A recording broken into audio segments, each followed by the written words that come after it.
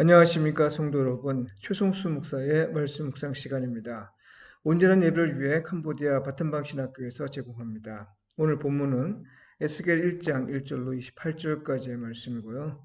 박귀들 가운데 있는 생물의 영, 이 제목으로 말씀을 묵상하겠습니다.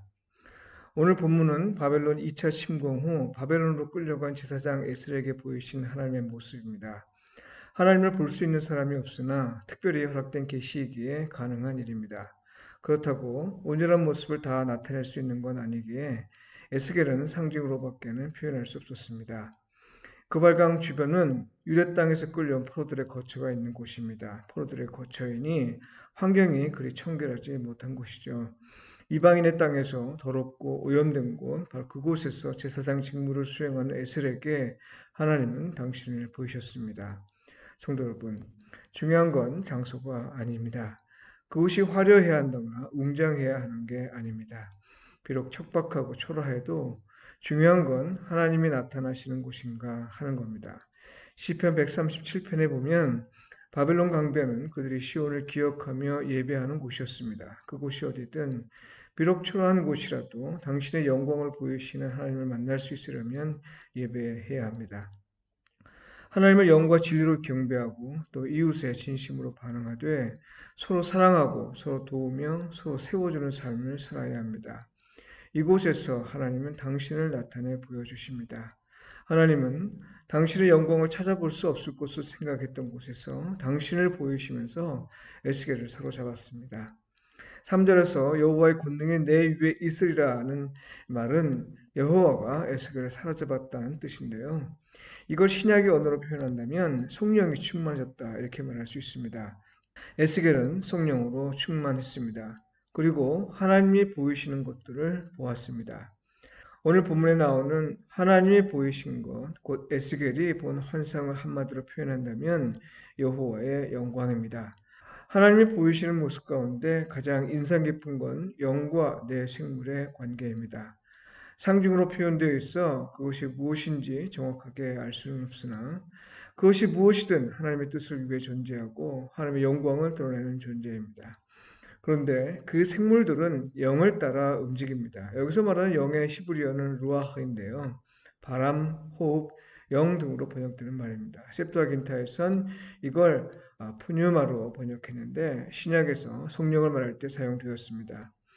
그러니까 12절에서 영이 어떤 쪽으로 가면 그 생물들도 그대로 가되 돌이키지 아니하고 일제히 앞으로 곧게 행하며라고 했는데요. 20절과 21절에 두 번 더 나옵니다. 이건 세상에서 일어나는 모든 것이 하나님의 영에 따라 움직인다는 말이죠. 이건 무엇을 의미해요? 사도 바울의 표현을 빌린다면요. 그리스도인은 모든 일에서 성령을 따라 행해야 한다는 말입니다. 성령을 따라 행한다. 이건 그리스도인에게 너무나도 당연한 것으로 여겨지는 일이죠. 그러나 말하는 것과 실제로 그렇게 사는 건 전혀 별개입니다. 말한다고 해서 실제로 그렇게 산다고 믿어서는 안 됩니다. 성령의 능력은 말에 있지 않고 결실로 나타나기 때문이죠. 그러니까요. 성령을 따라 사는 삶은 반드시 결실로 나타납니다. 성령을 따라 사는 삶은 말씀에 순종하는 삶이고요. 하나님은 우리의 순종을 사용하여 역사에서 당신의 뜻과 말씀을 현실로 나타내십니다. 하나님이 우리를 왕같은 제사장으로 삼아 세상을 다스리게 하신다는 말은 우리의 순종을 통해 하나님을 다스리신다는 뜻입니다. 이걸 인간의 다스리는 나라로 이해하면 안 됩니다. 에스겔이 내 생물의 바퀴들을 보고 또 바퀴 안에 있는 바퀴가 있는 것 같이 보이는 복잡한 구조 속에서도 영이 있다는 말은요. 인간의 일들이 아무리 복잡하게 보여도 하나님은 성령을 통해 반드시 당신의 뜻을 이루실 것임을 말합니다. 이것을 보이는 비유로 에스겔은 28절 상반절에서 이렇게 말합니다. 그 사방 광채의 모양은 비 오는 날 구름에 있는 무지개 같으니 이는 여호와의 영광의 형상의 모양이라. 세상은 너무 복잡합니다. 한치 앞을 볼 수 없다고 말하는 사람이 많습니다. 기술 기반의 문명은 빠르게 성장하고 경제적 전망은 어둡습니다. 지구촌 곳곳에서 체감하는 그 변화로 느낄 수 있지만 미래의 삶에 대한 불안이 팽배합니다. 이런 복잡하고 불안하고 대책을 세우기 어려운 시기에 우리는 무엇을 의지하여 소망할 수 있을까요? 성령을 따르는 삶입니다. 성령을 따르는 삶으로 하루하루 순종의 삶을 살 때 하나님은 우리가 전혀 예상하지 못하는 일을 행하십니다. 그건 무엇보다 세상의 구원을 위한 일이고 믿는 자들의 기쁨과 평안을 위한 일입니다. 성령을 따라 살 때 복잡한 일이 단순해집니다. 성령을 따라 살 때 염려와 불안으로 가득한 미래가 마치 비 오는 날 구름에 있는 무지개처럼 빛납니다. 성령을 따라 살 때 우리는 여호와의 영광을 볼 것입니다. 성도 여러분, 오늘도 복잡하고 복잡한 세상을 살면서 부디 성령의 인도함을 받으시길 바라고요.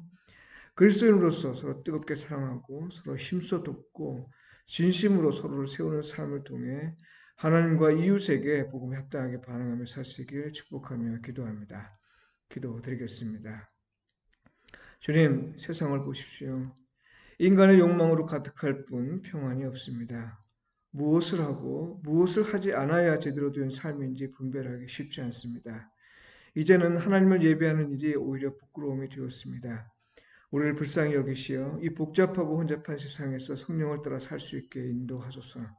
마음의 눈을 열어 하나님이 보이시는 걸 볼 수 있게 하소서. 예수님의 이름으로 기도드립니다. 아멘.